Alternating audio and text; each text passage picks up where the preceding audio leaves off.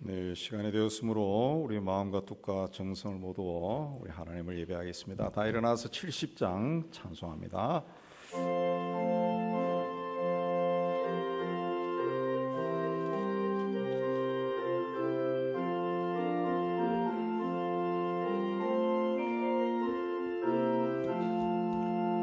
피난처 있으니와 나를 당한 자 이리오라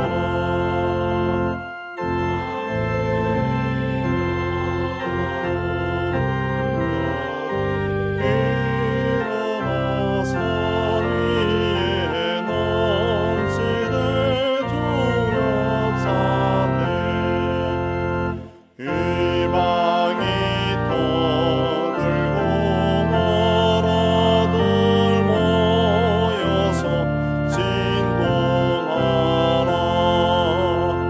우리 주 목소리 한 번만 parla면 천하의 모든 것 망하겠네 만유주 하나님 우리를 도우리 피난처여 세상의 난리를 거치게 하시니 세상의 점검이 쓸데없네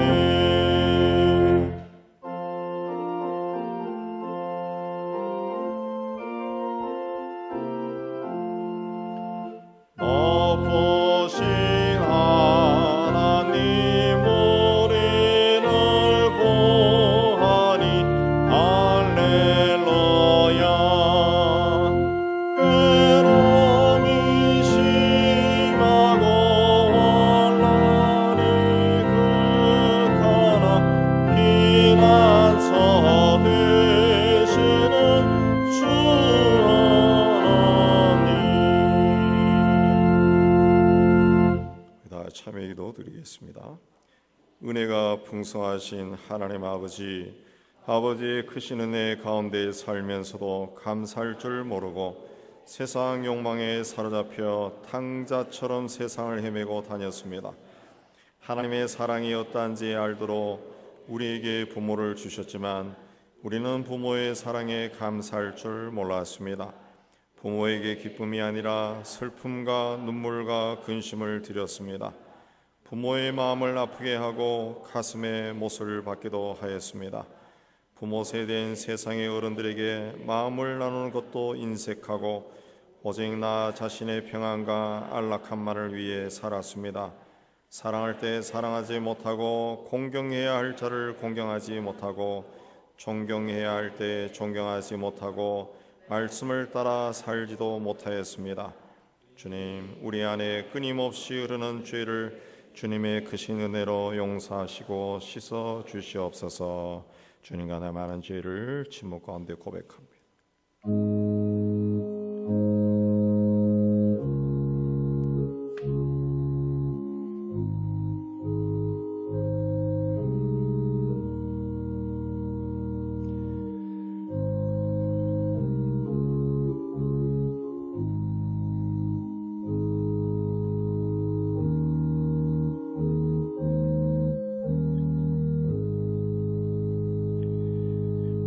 만일 우리가 우리 죄를 자백하면 그는 미쁘시고 의로우사 우리 죄를 사하시며 우리를 그 모든 불의에서 깨끗하게 하실 것이요 말씀에 의지해서 주께서 우리 죄를 사하셨음을 선언합니다. 아멘. 신앙 고백하겠습니다.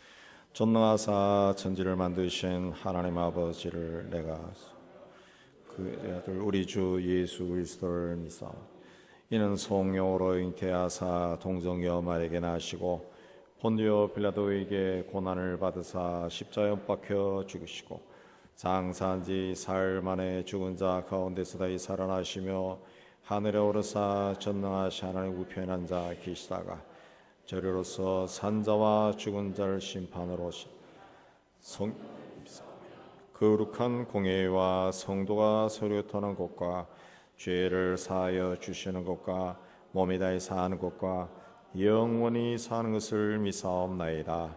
아멘. 우리 앉아서 66장 찬송하겠습니다.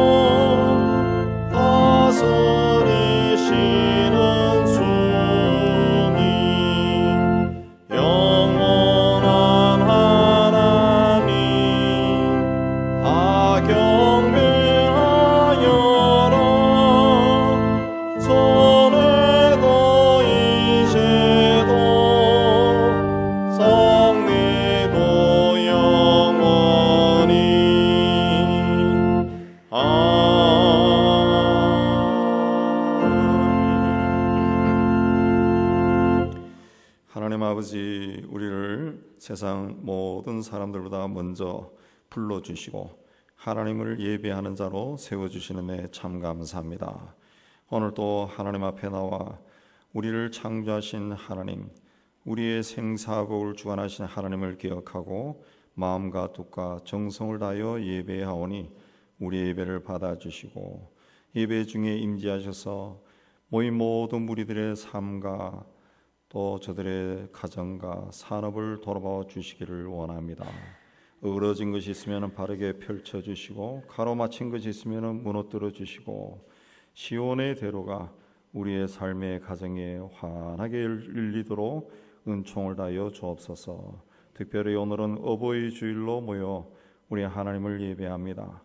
우리가 지금 세상에 존재할 수 있는 것도 우리에게 어버이가 있기 때문이라는 것을 알고 그분들의 희생과 사랑에 의해 오늘 이곳까지 왔다는 것을 기억하고 감사하는 마음을 가지게 하여 주시기를 원합니다. 이제는 우리보다 나이도 많고 또 병도 들고 여러 가지로 연약한 처지에 놓여 있지만은 그분들의 그 희생으로 우리가 이 세상에서 사람으로 살아갈 수 있다는 것에 감사하고 이제는 우리가 어버이의 마음을 가지고 세상을 돌볼 수 있도록 은총을 다하여 주시옵소서. 이 땅에 있는 모든 교회 공동체가 세상을 사랑하고 복음을 전할 때에 어버이의 마음으로 세상을 바라볼 수 있도록 은혜 다하여 주옵소서. 시리아와 수단과 우크라이나에서 전쟁이 그치지 않고 있습니다. 그 땅의 전쟁으로 인하여서 수많은 가정이 파괴되고 수많은 가족들이 세상을 떠났습니다. 하나님, 그 전쟁이 속히 그치게 해주시고 서로를 존중히 여기는 사회와 나라와 민족 공동체로 세워지게 해주시고 파괴된 삶의 터로 다시 돌아가 다시 새로 세우고 또 가정을 회복할 수 있도록 은총을 다하여 주옵소서. 북한 땅도 주님께서 지켜주시고 끊임없이 무기로 우리를 협박하는 저들의 마음이 변화가 일어날 수 있도록 하나님 역사하여 주시옵소서. 무기로 통일하기보다 자신의 땅과 그 백성들을 먼저 사랑할 줄 아는 지도층으로 변화되도록 은혜 다하여 주시옵소서. 하나님, 오늘도 하나님 앞에 올라왔습니다. 하나님께 예배하며 또 찬양할 때 우리 성가대 찬양도 기쁘게 받아주시고 또 교회 학교와 또 여러 곳에서 섬기고 봉사하는 손길에게도 은총을 다하여 주옵시고 감사와 기쁨으로 충만한 이 날이 되게 하여 주옵소서. 감사하며 예수님 이름으로 기도하옵나이다. 아멘.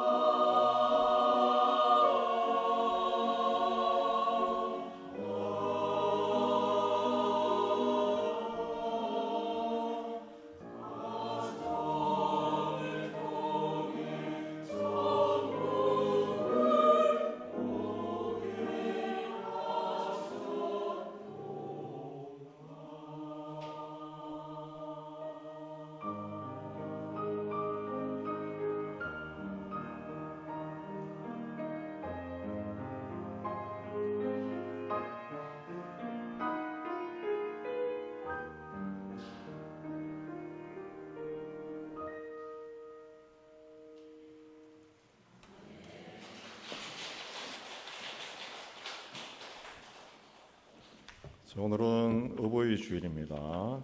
그래서 교회에서 우리 80세 이상 되신 분들 다 드렸으면 좋겠지만 형편상 안 돼서 1943년생까지입니다. 교회에서 작은 선물을 마련했습니다. 예배 마치고 나가실 때 현관에서 받아가시면 되겠습니다. 이번 주 목요일에 우리 군사회가 있게 되겠습니다. 그리고 금요일에는 우리 세아선교회가 4가정으로 이루어져 있는데 그 선교사 6명이 마침 세아선교회에서 운영하는 인도 캘커타 한국문화원에서 교사들 인도인 6명을 이제 한 일주일 동안 한국 방문을 했습니다. 그래서 다 같이 모여가지고 이사회도 마치고 우리 교회에 우리 6분이 인도 교사들은 돌아갔고요. 선교사 6분들이 우리 교회를 오게 되는데 특별한 순서 있는 건 아니지만 우리 금요일이 목장 모임이 있어서 이제 교인들이 갑자기 보면 놀랄 것 같아서 미리 말씀을 드립니다. 와서 제가 식사 대접하고 같이 대화를 하도록 그렇게 했습니다. 최기영 형제와 박지영 자매가 지난 5월 1일에 건강한 딸을 출산했습니다. 주의 은총 가운데 건강에 잘 자리를 기도하고요. 기타 소식 보시고 하나님 은혜 가운데 또 교회 생활 잘 하시고 또 건강해지는 여러분 되시기 바랍니다. 이제 준비하신 예물 이제 봉헌하는 시간 갖도록 하겠습니다.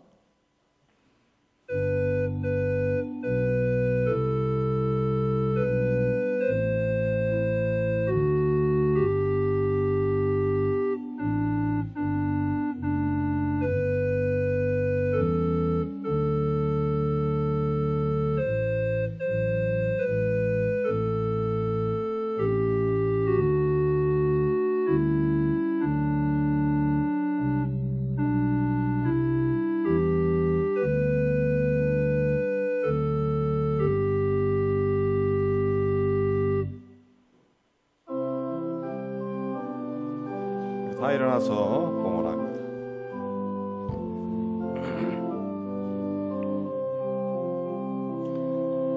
내게 있는 양육하 주께 가져와 그 발 위에 입 맞추고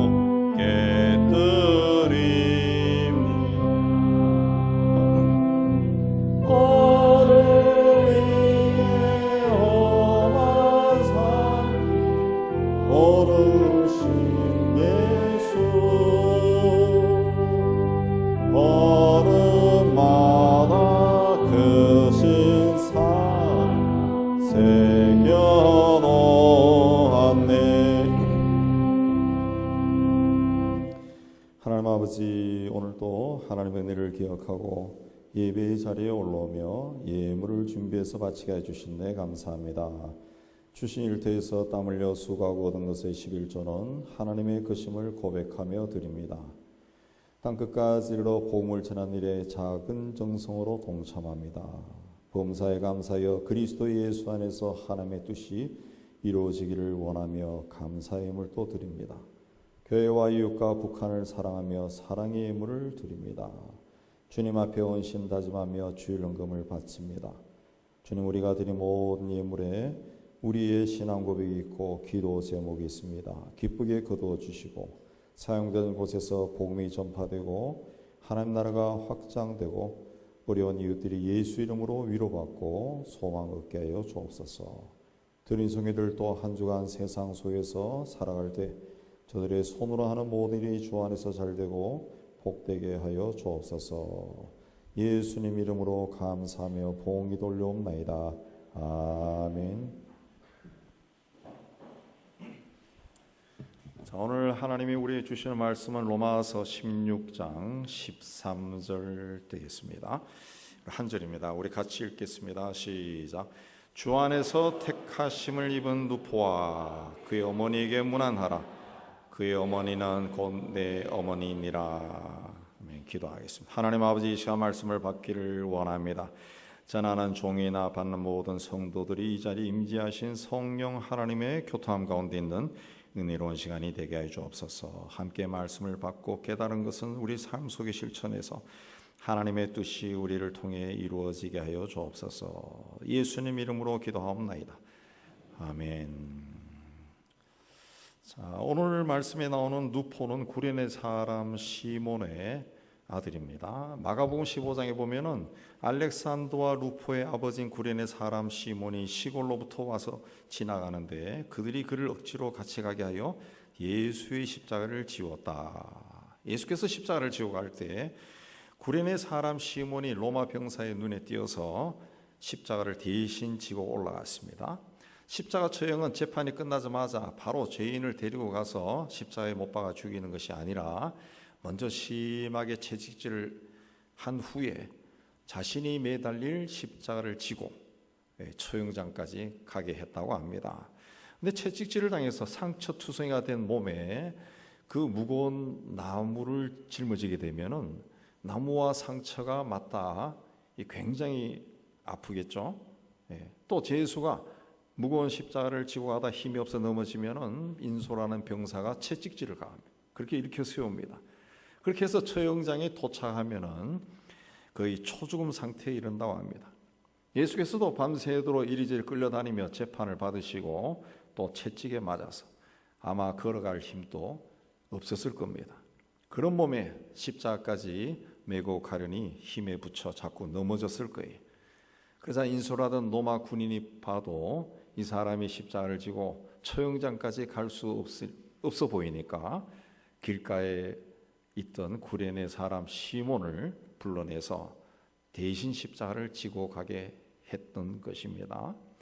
구레네는 아프리카 대륙 북쪽에 있는 리비아와 애굽 사이에 있던 작은 왕국입니다. 유대 왕국이 멸망한 후에 많은 유대인들이 그 지역으로 이주해서 살았다고 합니다. 그래서 그런지 사도행전에 구레네 사람들이 많이 나옵니다. 오순절 때 성령 받은 제자들이 방언을 말할 때 들었던 사람들 중에도 구레네 사람이 있습니다. 또 유대인의 회당에서 스데반과 논쟁할 때에도 구레네 사람이 있었고요. 또 안디옥에서 헬라 사람들에게 복음을 전한 사람 중에도 구레네 사람이 있고 또 안디옥의 교회 선지자와 교사들이 있는데 그 중에 루기오가 구레네 사람이다 그랬습니다. 구레네 사람들이 예수의 복음을 많이 받아들인 이유는 아마 그들이 예루살렘이 아니라 이방 지역에 살면서 하나님 나라가 임하기를 간절히 사모했기 때문이 아닌가. 자신들의 척박한 환경 속에 메시아가 임하기를 간절히 기대했기 때문에 그런 것이 아닌가 그런 생각이 듭니다. 시몬이 로마 군인의 눈에 띄었습니다. 아마도 이 사람이 아프리카 지역에서 와서 얼굴이 가무잡잡하고 또 한번 상상해 보면 덩치가 커서 힘이 있을 것 같으니까 로마 병사의 눈에 확 띄어서 그가 시몬을 불러냈을 겁니다. 그는 예루살렘에서 멀리 떨어진 구레네에서 유대인 최대 명절인 유월절을 지내기 위해 예루살렘에 올라왔다가 졸지에 사형수가 지고 가야 할 십자가를 대신 졌습니다. 누가복음에 보면은 시몬은 십자가를 지고 골고다를 향해 올라가는 예수님의 뒤를 따라갔다 그랬습니다. 평소에 생전에 예수께서 제자들에게 누구든지 나를 따라오려거든 자기를 부인하고 자기 십자가를 지고 나를 따라야 된다 그랬습니다. 근데 이 말씀을 직접 들었던 제자들은 십자가에 자신들도 처형될까 봐 무서워서 다 도망쳤습니다. 근데 로마 군인에 의해서 억지로 지기는 했지만은 구레네 사람 시몬이 그 십자가를 지고 예수님을 끝까지 따라갔습니다. 그러니까 예수님의 뒤를 끝까지 온전하게 따라간 최초의 사람이 구레네 시몬이란 거예요. 억지로 십자가를 지고 가도 십자가를 진 겁니다. 십자가를 진 거예요. 남이 은혜를 받을 때 그 옆에 앉아가지고 은혜를 조금 받아도 은혜를 받은 겁니다. 받은 거예요. 그러니까 주님의 십자가를 조금이라도 지고 가면은 그걸 통해서 하나님이 우리에게 복을 주시고 은혜를 주시는 거예요. 그렇기 때문에 억지로 십자가를 지는 것도 피해서는 안 된다는 거죠. 하나님이 지어준 십자가는 억지로 지어줬다 할지라도 내가 부족하고 연약할지라도 지고 가야 된다는 거죠. 구레네 시몬도 예수님이 져야 할 십자가를 지고 갈 때 굉장히 힘이 들었을 거예요. 그러나 그가 그걸 벗어날 수가 없죠. 힘들다고 비켜나면 아마 로마 군인의 채찍이 막 날라왔을 겁니다. 그러니까 막 땀을 뻘뻘 흘리면서 억지로 그치고 언덕으로 올라간 거예요. 그러나 하나님께서 그 구레네 시몬을 기억하신 겁니다. 하신 거예요. 아마도 시몬은 처형장에 도착했을 때 병사들로부터 풀려났을 겁니다. 그러나 그는 그 자리를 떠나지 않고 예수께서 십자가에 처형되는 것을 처음부터 끝까지 목격했습니다. 그러니까 그리스도의 마지막을 가장 가까운 곳에서 목격한 목격자가 된 겁니다. 예수님의 12제자가 아니라 그날 우연히 십자가를 지고 가던 예수를 만났던 사람이 예수의 마지막을 목격한 사람이 된 거예요. 성경에 보면 처음부터 끝까지 예수의 처형을 주관했던 로마의 백부장이 예수께서 운명하신 후에 예수를 향해 이 사람은 진실로 하나님의 아들이다, 그런 고백을 했습니다. 그러면 유대인인 시몬은 예수님의 처형을 처음부터 끝까지 목격하면서 더 큰 감동을 받았을 거예요. 이방인이 그런 감동을 받았으면 유대인인 시몬은 말할 수 없는 감동을 받았을 거예요. 그래서 그런지 그와 그의 가족은 이후 초대교회에 굉장히 중요한 역할을 하게 됩니다. 사도행전 13장에 보면은 안디옥 교회에 선지자들과 교사들이 있었다 그래 하는데 그들 중에 니게르라 하는 시몬과 구레네 사람 누기오가 있었다. 니게르는 피부가 검다는 뜻입니다. 우리가 어렸을 때 니그로 했는데 피부가 검다. 니게르라는 시몬이요, 구레네 사람 누기오가 나오는 것을 봤을 때 니게르라고 하는 시몬이 구레네 사람으로 생각할 수 있습니다. 이 같은 사건이 기록되어 있는 마태와 누가복음에는 안 나오는데 마가복음에만 유독 구레네 시몬의 두 아들이 알렉산더와 루포다, 그렇게 이름이 나옵니다. 아까 처음에 말씀드린 것처럼 이 마가복음은 마가가 로마에서 로마 교회 성도들에게 예수 그리스도를 소개하고 예수의 복음을 전하기 위해 기록한 복음서입니다. 복음서예요. 그러니까 마가복음을 읽는 로마 교회 성도들은 알렉산더와 루포가 누군지 안다는 거예요. 근데 시몬의 두 아들의 이름까지 알고 있다는 거예요. 그래서 마가복음에만 시몬의 두 아들의 이름이 나오는 거예요. 또 오늘 말씀에도 주 안에서 택하심을 입은 루포와 그 어머니에게 문안하라 그랬습니다. 루포. 이 로마서는 로마에 있는 교인들에게 쓴 편지인데 거기 루포와 그 어머니에게 문안하라 그랬습니다. 이 로마에 있는 루포와 그 어머니를 이야기하는 거예요. 루포는 붉은 머리털이라는 뜻인데 당시에 흔한 이름이 아니기 때문에 구레네 시몬의 아들로 봅니다. 자, 안디옥에서 바울은 시몬과 관계를 맺었습니다. 그때부터 시몬의 부인이며 루포의 어머니가 이 바울을 자상하게 돌봐줬습니다. 얼마나 자상하게 돌봐줬는지 바울이 루포의 어머니는 곧 나의 어머니다, 그런 말을 했습니다. 구레네 시몬은 예수께서 십자가를 지고 가는 것을 구경하다가 우연히 재수가 없어서 십자가를 지고 간 것이 아닙니다. 하나님이 그를 택했어요. 그래서 주 안에서 택함을 입은 루포와 그 어머니, 그 이해합니다. 억지로 십자가를 지고 간 것처럼 보이고 마가복음에도 억지로 졌다고 기록되어 있지만 실제는 억지가 아니라는 거죠.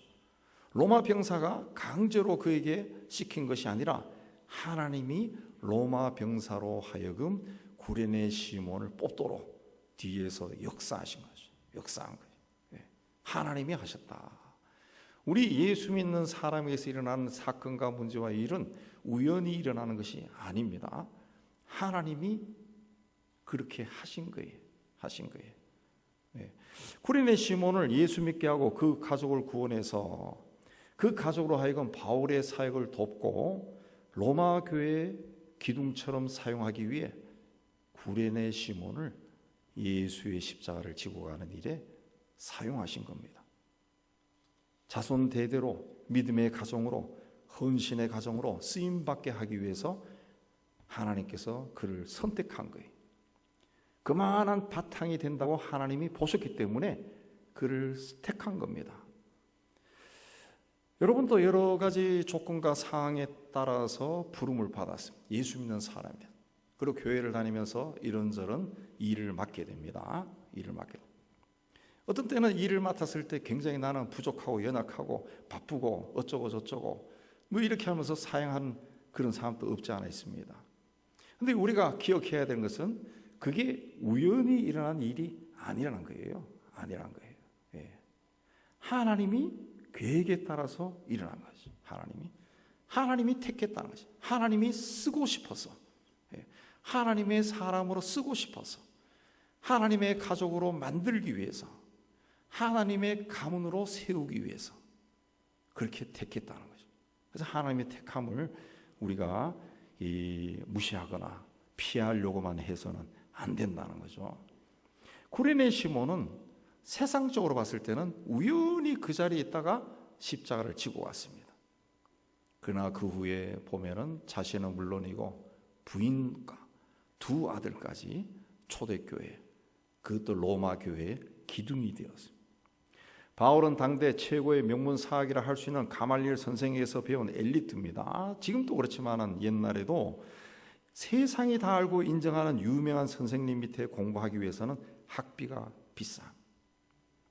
그는 또 태어날 때부터 로마 시민권을 가졌다 그랬습니다. 로마 사람이 아닌 유대인이 태어날 때부터 로마 시민권을 가졌다는 것은 그의 부친이나 혹은 조상 때부터 유력한 집안이라는 뜻입니다.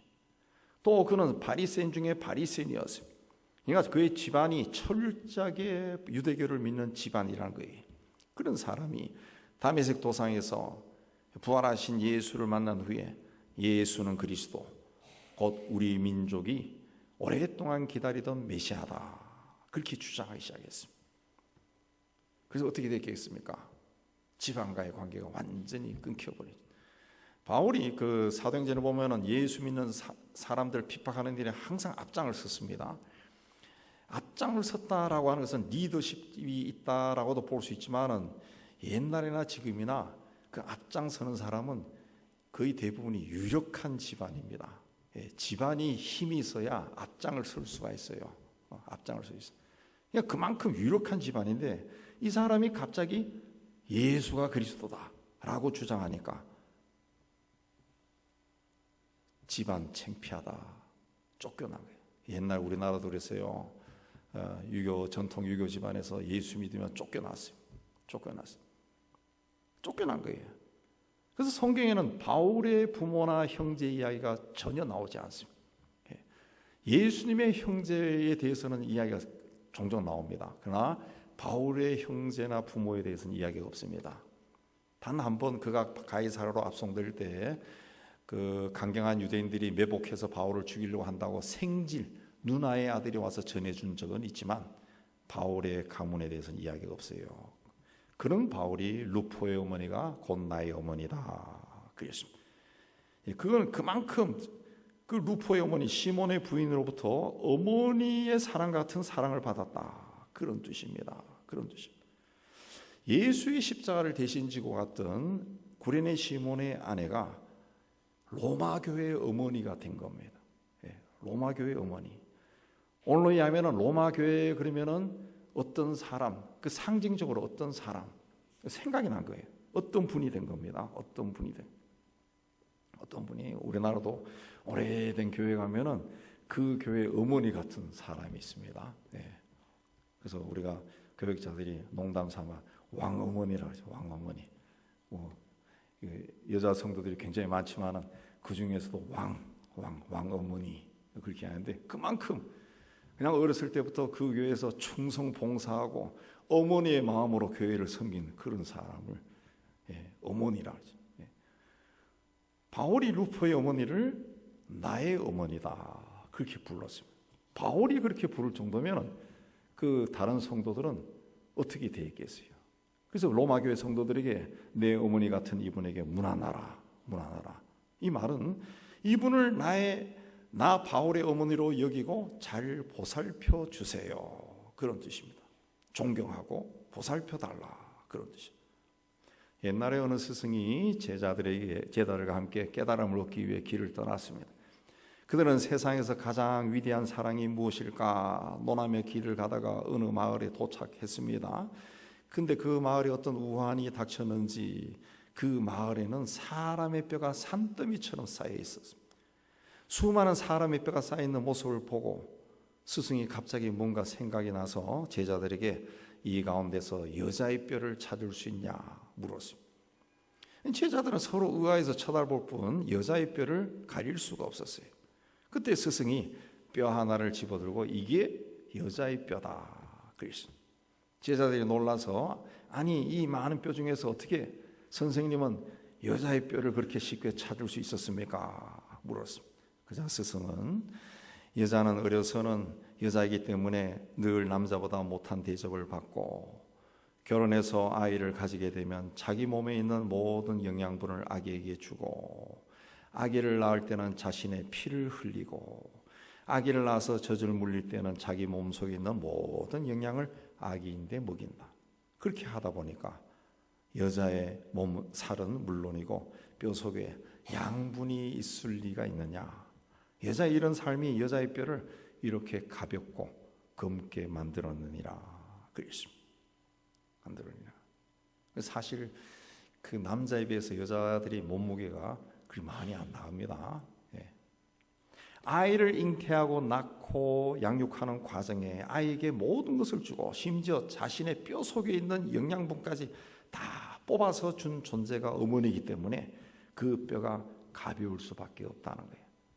어쩌면 그런 희생적인 삶을 살았기 때문에 여자가 나이를 들면은 골다공증에 걸리는지도 모릅니다. 골다공증이 많은지도 몰라요. 우리 가운데 어머니의 희생을 통하지 않고 여기까지 온 사람은 아무도 없습니다. 하나님께서 당신의 사랑을 어머니를 통해 우리에게 보여주신다 그랬습니다. 그만큼 어머니라는 존재는 우리에게 모든 것을 아낌없이 주는 나무와 같습니다. 모든 것을 주고도 또 주고 싶은 것이 어머니의 마음입니다. 아마도 바울은 루포의 어머니로부터 그런 사랑을 받았을 겁니다. 그래서 그의 어머니는 곧 내 어머니다 그랬습니다.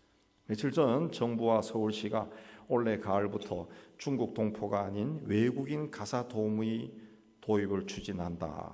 그런 기사가 나왔습니다. 육아 부담을 덜어서 저출산 문제를 해소하기 위해 필리핀 등 동남아시아 지역에서 희망자를 모집해서 희망 가정에 연결해 줄 계획이다. 그런데 사례는 한국인 보모에 비해 한 30% 정도 저렴한 월 200만 원 선이 될 것이다. 저는 이 기사를 보고 야 한국인 보모가 엄청나게 돈 받는구나. 은퇴 후에 보모도 괜찮겠네. 그 생각도 해봤는데 여성의 사회 경력 단절을 완화하고 저출산 및 고령화에 대응하기 위해 그렇게 한다. 그렇게 합니다.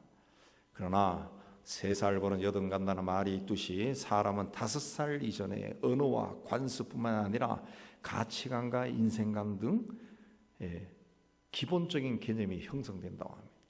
우리가 생각할 때는 5살도 안 된 꼬마들이 어떻게 그걸 다 형성해? 그게 아니라 인간의 뇌 구조가 그렇게 만들어져 있다는 거예요. 그 보고 듣는 것이 그대로 쫙 들어가 버린 거예요.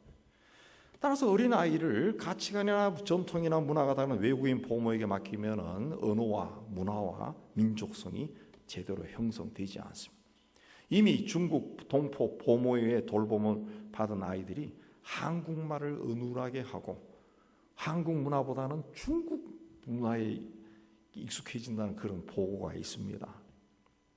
우리나라에서는 그 영어 때문에 이 아이가 영어를 잘하는 아이로 키우기 위해 가지고 이 필리핀 영어를 사용하는 필리핀 보모를 선호한다고 그런 말이 있고 그 정부에서도 필리핀 보모를 데려온다는 그런 이 말이 있어요. 근데 필리핀에서 활동한 선교사들의 말에 의하면 필리핀이 영어를 사용하고 또 카톨릭을 믿는 기독교 국가이긴 하지만은 필리핀의 카톨릭은 미신적인 카톨릭이라.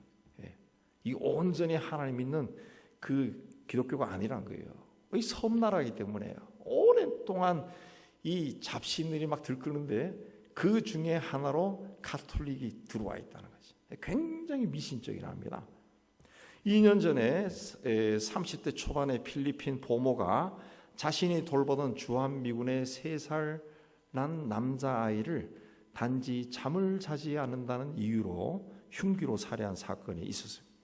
그녀는 경찰 조사에서 아이 몸에 악령이 들어와 천국에 보내주기 위해 그랬다. 그랬습니다. 범행 후에는 옷을 입지 않은 상태로 평택 일대를 활보하다가 경찰에 체포되었는데 옷을 벗고 다니는 이유에 대해서 악령을 보내고 교회에 가기 위해 했다. 우리 아기 어렸을 때부터 혓바닥 잘 굴리는 영어 잘하는 애로 만들려고 하다가 이상한 애로 자랄 수 있습니다. 이상한 애로. 오랜 세월 동안 타민족에 핍박받았던 유대인은 모계사입니다. 아마도 남자들이 전쟁이나 핍박으로 인해 희생을 많이 당했기 때문으로 봅니다. 그래서 어머니가 유대인이면은 아버지가 어떤 인종이라도 상관없이 유대인으로 받아들여 줍니다.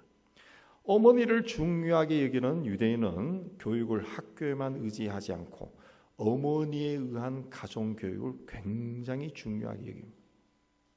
오늘 우리나라는 공교육이 무너졌다. 그러면서 그 책임을 학교 교육에 돌립니다. 학교 교육을 살려야 된다. 그렇게 하는데 그러나 가정교육이 분명하고 철두철미하고 바르게 세워져 있으면 공교육이 바로 설 수밖에 없습니다. 공교육이 바로 설 수밖에 없어요. 선생님이 딱 서 있는데 가정교육을 제대로 받은 애들이 똘망똘망한 애들이 쫙 앉아 선생님이 겁이 나서 안 가르칠 수가 없어요. 근데 다 눈이 풀어져 있고 게임하다 들어와가지고 눈이 풀어져 있고 하니까 공교육도 무너지는 거죠. 가정교육이 제대로 이루어지지 않으니까 공교육에 의지하다가 신뢰감이 사라지니까 사교육에 의지하고 그러다 보니까 지나친 사교육비에 휘청거리고 출산을 기피하는 그런 시대가 된 것이 아닌가 그리 봅니다. 그러니까 우리나라는 사교육이 우리가 왕성한 나라가 되어버렸는데 공교육이 무너져서 그런 게 아니라 따지고 보면 가정교육이 무너진 가정교육이. 그래서 그저께 신문에 보니까 이제 사교육이 어느 정도까지 활발하게 일어나냐면 줄넘기 가르치는 학원도 생겼대요. 줄넘기. 그게 전국에 수백 개가 되고 한 달에 10만 원 내지 20만 원 된다 그러는데 또 단소 배우는 학원도 있대요. 그러니까 그런 아주 사소한 것까지 학교에서 안 가르치고 다 학원에서 배운다는 학원에 가서. 학교에서 배우면 좀 느리고 전응화가 될까 봐 학원에 가서 미리 배워가지고 간다는 거죠. 그렇게 되니까 이게 젊은 부부가 둘이 벌어서도 애 하나 키우는 것이 이게 기적이 되어버리는 거죠. 기적이 되는 거죠. 젊은 부부나 여성이 사회활동을 보장하고 출산을 장려하기 위해서는 아이를 낳아서 키울 수 있는 환경을 보장해 줘야 돼요. 환경을 보장. 근데 우리나라는 자꾸 돈을 주려고 그래요. 돈을. 돈 주면 다 넘어갈 줄로 생각하는가 봐요. 그래서 지방의 어느 도시에는 애를 3명 낳으면은 또 1,000만 원을 준다든가 2,000만 원을 준다든가. 그러니까 그 도시에 젊은 사람들이 막 몰려. 근데 돈 받고 난 다음에 다 가버린다는 거지. 애 낳고 난 다음에 돈만 먹고 가버린다. 그거 안 그러겠어요? 그 뭘 살 수 있다고 그거 가겠어요? 살기도 힘든데. 그러니까 돈을 주는 것이 아니라 인프라를 만들어야지. 인프라를 구축해야죠. 외국에도 그런 경우가 있던데 도시의 빌딩이나 회사에 의무적으로 어린이집을 세우게 하는 거죠. 도시에. 다양한 스타일의 이 도시 공동체가 만들어져야죠. 도시 공동체. 그래서 부모가 아이를 데리고 출근해서 거기 맡겨놓고 편하게 일할 수 있는 그런 일. 부모가 책임지는 자식의 양육을 적어도 초등학교 들어가기 전까지는 부모와 이 스킨십이 많은 그런 아이가 돼야 아이들이 제대로 양육하는. 그렇게 하다 보면은 그 유아 교육과 나온 사람들도 이 활용이 되고 초등학교 선생님도 또 교사 임명이 안 된다는데 좀 발상의 전환을 가지면은 교사들도 다양하게 나올 수 있지 않겠느냐. 학교에서 그걸 다 가르쳐 주면은 다양한 교사들도 쓸 수 있지 않을까, 그런 생각이 돼요. 부모가 자기가 낳은 자식을 양육하게 해줘야 돼요. 영국에 130년 전통의 보모 학교가 있는데 거기서는 아기 재우기, 젖대기, 옷수선하는 법, 식사 예절 가르치기, 음식 만들기, 전통적인 것에서 호신술, 소셜미디어 교육, 상류사회 대화 방식에 이르기까지 다양한 과목을 3년 동안 집중적으로 가르친다고 합니다. 이 학교 졸업생들이 영국과 유럽의 왕족과 귀족과 부호들 가정에 보모로 들어가서 아이를 양육합니다. 2차 대전을 승리로 이끈 영국의 처칠 수상도 자신의 보모를 나의 두 번째 엄마, 첫 번째 아내, 어린 시절의 천사, 그렇게 말해요. 그 보모가 임종하는 자리에 처칠이 있었다고 합니다. 처칠이 있었다고. 예. 영국은 수백 년 전부터 세계를 정복하고 식민지 경영하면서 이 부모들이 해외에 나가는 경우가 많았습니다. 그 당시에는 해외 생활이 굉장히 척박하기 때문에 애들이 죽어요. 그래서 애들은 본국에 남겨놓고 나간 때가 많았습니다. 그래서 수백 년 전부터 기숙학교가 발달했는데 애가 걸어 다닐 수 있는 나이 때부터 기숙학교에 들어가면, 제가 살 때도 보니까 만 2살 때도 기숙학교에 들어가더라고. 그런 유아 교육이 굉장히 발달되어 있더라고. 부모가 키울 수 없으면은 훌륭한 보모를 양성해서 좋은 교육을 받도록 그렇게 해야 됩니다. 그런데 그렇게 중요한 유아 교육을 중국 동포나 필리핀 보모에게 맡겨서 어떻게 하려고? 나라의 장래가 없어집니다. 유대인들은 아이가 인류대학에 들어가서 좋은 회사에 취직하면 성공했다, 훌륭한 사람이 되었다, 그렇게 말하지 않습니다. 부모로부터 얼마나 하나님 말씀을 통해 신앙교육을 잘 받았냐, 여기 따라서 부모를 보고 훌륭한 사람이냐 아니냐, 이걸 판단한다는 거죠. 학교교육보다 가정교육을 통해서 얼마나 잘 배우느냐에 따라서 한 사람의 인품과 인격과 가치관이 좌우된다고 믿는 거예요. 어머니의 힘을 믿는 겁니다. 세상의 모든 어머니가 자신의 자식들에게 아낌없는 희생과 사랑을 베풉니다. 그러나 믿음을 가진 우리 믿음의 어머니들은 세상 어머니가 줄 수 없는 뭔가를 줄 수 있어야 돼요. 그게 뭡니까? 믿음입니다. 믿음을 유산으로 물려줘야 돼요. 이 성경 읽어보면 그 정황상 루포라고 하는 사람은 청년이거나 조금 더 나이 많은 장년일 수 있습니다. 로마서를 썼을 때 바울의 나이가 50대 후반에서 60대 초반이 됩니다. 그러니까 바울이 루포의 어머니를 어머니라고 부르기에는 두 사람의 나이가 비슷할 수 있어요. 얼마 차이가 나지 않습니다. 그런데도 바울이 루포의 어머니를 어머니다, 나의 어머니다 라고 부른 이유는 루포의 어머니가 로마교회 모든 성도, 초대교회 모든 성도들의 어머니 역할을 했다. 오래전에 그 인도 캘커타에 있는 우리 선교사님 따라서 인도 캘커타에 있는 데레사 수녀가 사역하던 그곳을 가본 적이 있습니다. 데레사 수녀. 그 데레사 수녀를 마더 데레사라고 합니다. 마더 데레사. 그러니까 모든 이의 어머니 데레사, 그렇게 부른 거예요. 이 데레사 수녀가 사역하던 이 가난한 사람들을 위한 의료 시설, 또 입원한 그런 곳, 그 다음에 장애인 시설, 또 그녀가 세운 학교 가보면은 우리가 보기에는 막 화려하고 막 튼튼하고 훌륭한 그게 아닙니다. 거기다 빈민 지역이 있으니까 그렇게 대단하지 않아요. 근데 내부에 들어가면은 굉장히 깨끗합니다. 굉장히 깨끗해요. 시멘트 바닥도 깨끗합니다. 화장실도 막 빛이 날 정도고, 그 아이들이나 그 노숙 있는 가난한 병자들이 입고 있는 옷도 보면은 아주 좋은 옷이 아니에요. 그러나 깨끗합니다. 깨끗합니다. 그 뭐냐니까 데레사 수녀가 그 사람들을 자기 자식처럼 키우고 돌본 겁니다.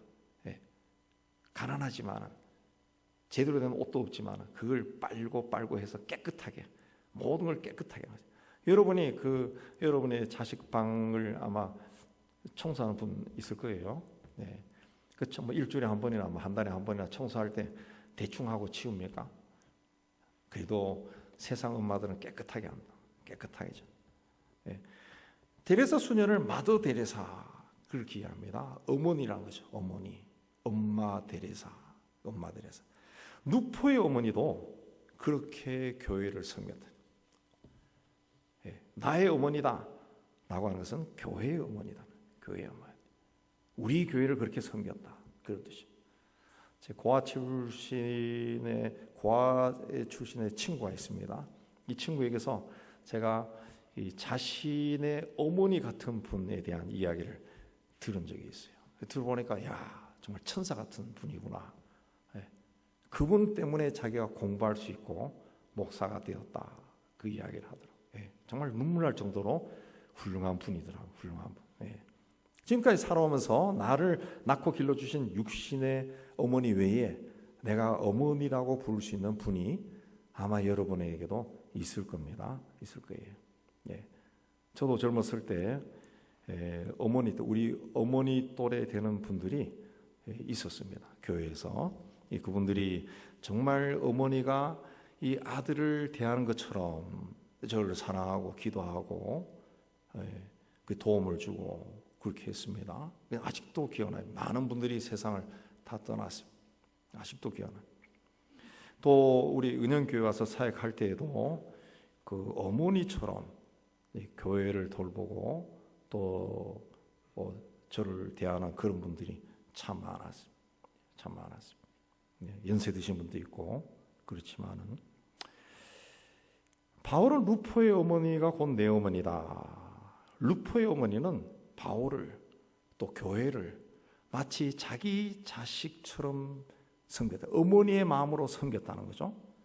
그 사랑을 기억하고 로마 교회 교인들에게 바울이 루포의 어머니는 내 어머니와 같다. 그분을 존경하고 사랑해라 부탁한 겁니다.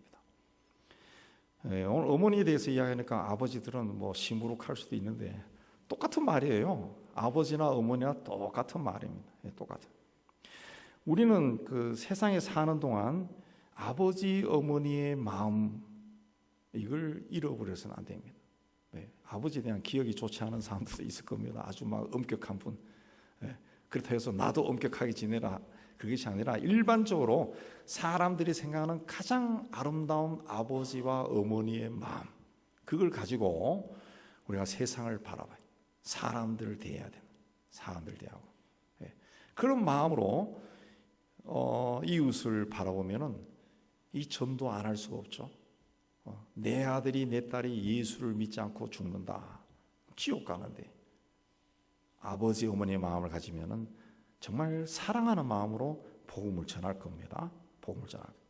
교회를 어버이의 마음으로 섬기시기 바랍니다. 목회자와 성도를 어버이의 마음으로 섬기고 여러분의 이웃과 친구를 어버이의 마음으로 대하시기 바랍니다. 그래서 내 육신의 자녀뿐만 아니라 나와 관계를 맺은 많은 사람들부터 나의 아버지, 어머니 이런 말을 들었으면 좋겠어. 저분은 정말 내 아버지 같은 분이야. 내 어머니 같은 분이야. 그런 말을. 심지어 그 비슷한 연령대에서도 그런 말을 듣고 또 세상에서 정말 아버지가 어머니가 없는 사람들을 그렇게 아버지처럼 어머니처럼 그런 마음으로 그들의 삶을 키워주면 그들의 삶을 세워주면 정말 하나님께서도 기뻐하시고 그 내 사랑을 받은 그 사람은 평생 기억할 겁니다. 모든 사람들로부터 바울의 고백처럼 그 어머니에게 문하라. 그의 어머니는 곧 내 어머니다. 이런 말을 듣는 여러분이 다 되시기를 주의 이름으로 축복합니다. 하나님 아버지, 우리가 세상에 살면서 아버지, 어머니, 아들과 딸로 그 관계 속에 살아가는데 하나님 오늘 말씀에서는 아무런 육신적인 혈연적인 관계가 없는 사람이지만 그러나 그분은 나의 어머니다. 그런 말을 바울이 했습니다. 하나님 우리도 이 땅에 사는 동안 그 누구로부터 그분은 내 아버지요 어머니와 같은 분이다. 그런 말을 들을 수 있도록 내가 아는 사람들에게 아버지 어머니의 마음으로 그들의 삶을 돌아보고 그들을 좋은 곳으로 인도하는 저희가 될 수 있도록 은총을 내려 주옵소서. 예수님 이름으로 기도하옵나이다. 아멘. 우리 435장 하겠습니다.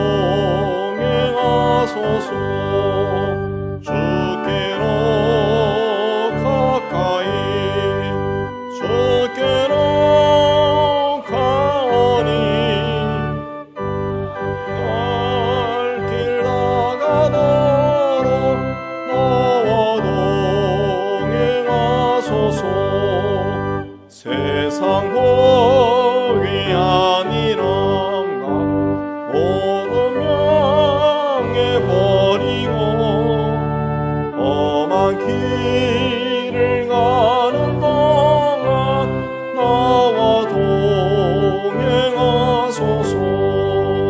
주께로 가까이 주께로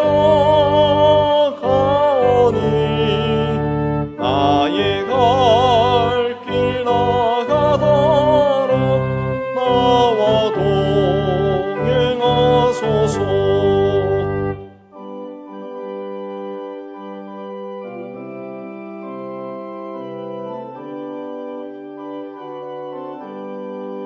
어두운 골짝 지나가며 험한 바다 건너서 천국문에 이르도록 나와 동행하소서. 주께로 가까이 주께로 가니 나의 갈 길 나가도록 나와 동행하소서.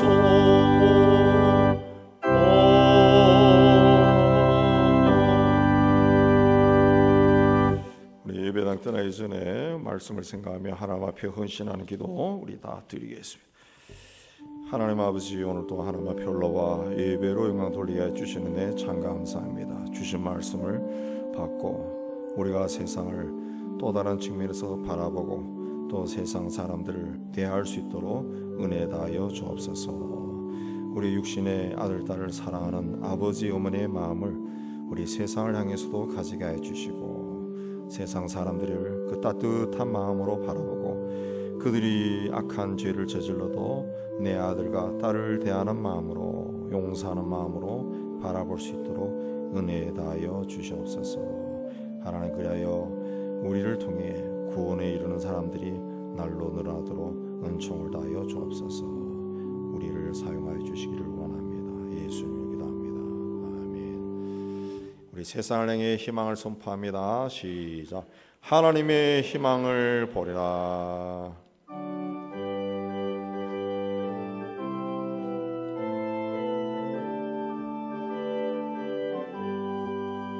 주가 세상을 다스리니 그 위엄이 넘쳐나고 그의 나라와 주의 영광 온 하늘에 가득하다. 저 흉악한 마귀의 머리 다 멸망케 하시는 주 이 찬양을 주께 드리네. 큰 영광을 받으소서. 주가 권능의 손으로서 이 세상을 창조하니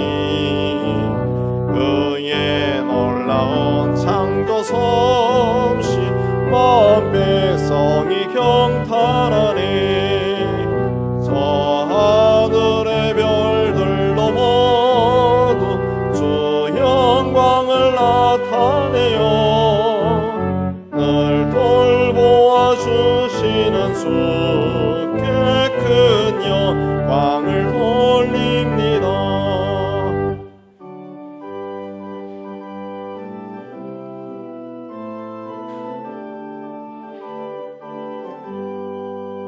주가 세상의 피조물을 인간에게 다 맡기고 순종하라는 말씀으로 그 권위를 주셨도다. 온 땅 위에 주님의 이름 널 넘치며 가득하니 그 나라와 주님의 영광 온 천하에 찬란하다.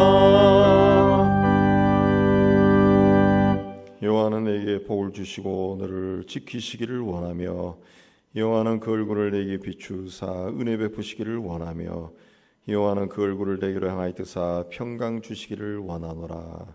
이제는 우리 주 예수 그리스도 내와 하나님 아버지의 사랑하심과 성의 교통하심이 주의 몸된 교회와 세상 소로 터지는 하나님의 자녀들 위해 이제부터 영원토록 함께 있을지어다. 아멘.